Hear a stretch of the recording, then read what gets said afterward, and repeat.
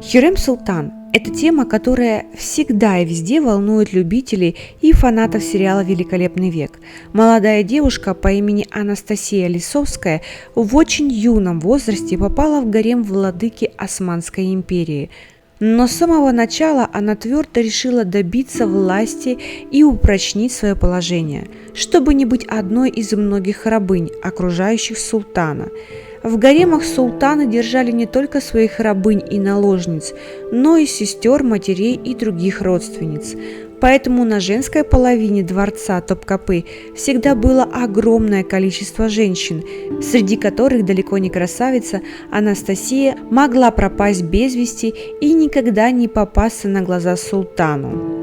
Девушка решила пойти на хитрость. Она уже получила образование, которое преподавали всем новеньким рабыням, и, кстати, быстрее, чем многие другие, смогла освоить новые знания.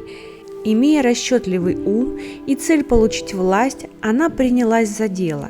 И тут мнения расходятся.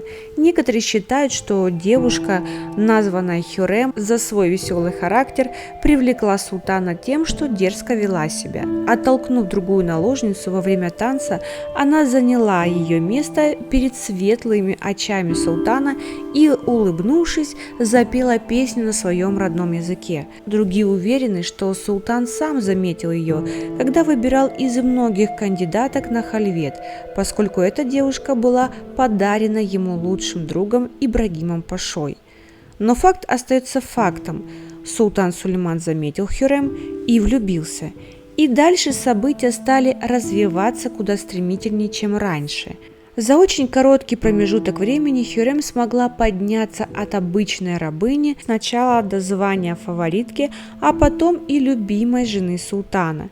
Естественно, такая головокружительная карьера была предметом зависти всех женщин в гареме, и у новой любимицы султана появилось много врагов. И еще бы, конкуренция в гареме была большой. Женщины постоянно плели интриги и заговоры друг против друга, имея целью обратить на себя внимание султана. Он был центром всего гарема.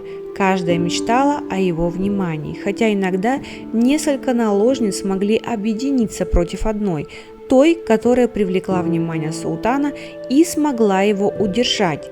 В ход могли быть пущены различные средства, начиная от подосланных убийств до тихого подсыпания отравы в еду. Поэтому Хюррем Султан была крайне осторожной и предусмотрительной женщиной. Она знала, что в гареме у нее куда больше врагов, чем друзей. Жизнь научила ее быть осторожной. Хюррем Султан не могла допустить, чтобы все ее старания пошли прахом, ведь такой стремительный взлет будет сопровождаться не менее болезненным падением. А учитывая высоту иерархической лестницы, куда Хюррем смогла подняться, падение в ее случае было бы смертельным. После того, как Хюррем родила султану Сулейману несколько детей, она начала строить планы на будущее. Больше всего ее беспокоил вопрос о престолонаследии. По закону султан не имел права называть какого-либо из своих сыновей следующим султаном. Считалось, что только Аллах может распоряжаться судьбами представителей династии Османов. И любое вмешательство было немыслимым, но само собой подразумевалось, что у старшего сына было больше шансов стать наследником трона. Сначала это был Мустафа, старший сын от первой жены султана Махидевран. Он получил прекрасное образование и воспитание, пользовался уважением и любовью в народе, но именно это и привело его к гибели. После того, как у Хюррем родились свои сыновья, она поставила себе цель, что следующим султаном станет один из ее детей, а Шехзаде Мустафе в этом раскладе места нет. Она стала подогревать султана сплетнями о том, что его старший сын злоупотребляет своей властью и уважением народа, о том, как он стремится стать следующим султаном и прочими небылицами. Таким образом, ей удалось отдалить Мустафу от отца. Султан был вынужден обратить внимание на других своих сыновей, и тут уж Хюррем постаралась. Она уделяла все свое время их первенцу Шехзаде Мехмеду. Главной ее целью было вырастить достойного сына, чтобы он по праву занял трон. Она же в этом случае получила титул Валиде Султан, то есть матери правящего султана. Валиде обладала огромной властью не только в гареме, но и в империи в целом. Это была своеобразная страховка для Хюррем, ведь она знала о законе Фатиха и не хотела, чтобы ее сыновья погубили друг друга. Но в конечном итоге так и получилось. Хюррем занималась воспитанием только старшего сына, забыв о том, что кроме Мехмеда у нее есть другие сыновья и дочь. Вся ее любовь доставалась старшему сыну. Именно его она готовила к роли султана и правителя Османской империи. Но, как показало время, действительно, только Аллах мог распоряжаться судьбами венценосных людей. Шахзаде Мехмед внезапно заболел и умер. Хюррем была убита горем. Следующим правителем на трон становился второй сын Хюррем Селим.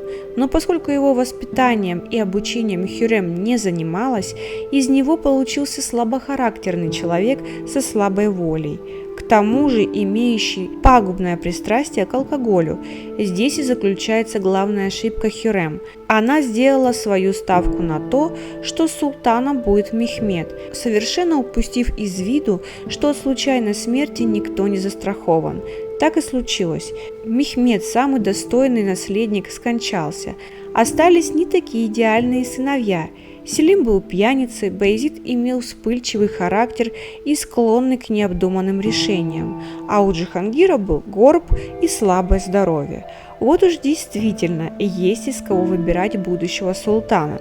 И что-либо менять в них было поздно, поскольку с раннего детства Хюррем не занималась их воспитанием, не уделяла им внимания, они не получали ни ласки, ни поцелуев. Каждый из них уже имел сформированный характер со всеми плюсами и минусами. Возможно, султанша специально не стала заниматься обучением других своих сыновей, дабы не воспитать слишком сильных соперников в борьбе за трон для своего любимого сына Мехмеда. Но, как оказалось, это был величайший промах в ее жизни, поскольку любимый сын умер, а другие сыновья все равно пошли друг на друга войной, даже без закона Фатиха. В итоге Селим стал следующим султаном после своего отца, но пользу османское государство от этого не получило. Наоборот, эта эпоха получила название «Женский султанат» и послужила началом упадка империи османов. Вот так одно неверное решение женщины повлияло на судьбу целого государства.